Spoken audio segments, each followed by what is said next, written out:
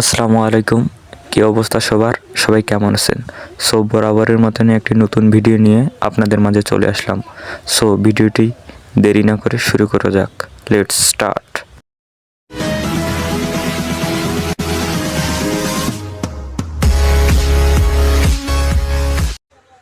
আমরা অনেকেই ইউটিউব ব্যবহার করে থাকি। আসলে মূলত ইউটিউব থেকে কন্টেন্ট ক্রিয়েটরগুলো প্রতি মাসে কত টাকা ইনকাম করে থাকে সেগুলো জানলে আপনার চোখ কপালে উঠে যাবে।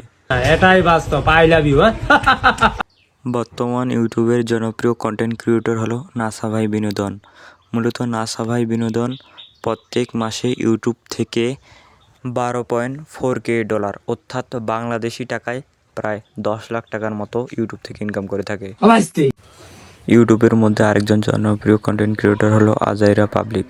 মূলত আজাইরা পাবলিক প্রতি মাসে ইউটিউব থেকে ইনকাম করে থাকে $6.2K, যা বাংলাদেশি টাকায় 7 লাখ টাকার মতো।